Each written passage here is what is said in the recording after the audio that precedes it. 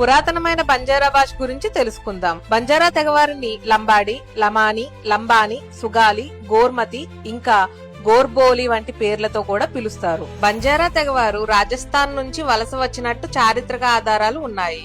వారు సాతీ భవానీని ఇంకా సంత్ సేవలాల్ మహారాజ్ ని కులదైవాలుగా భావించి కొలుస్తారు. వారు శారీరకంగా భారీగా ఉండడం వల్ల బ్రిటిష్ వారు లాంగ్ బాడీస్ అని పేరు పెట్టారు. దాని నుండే లంబాడి అనే పేరు వచ్చింది.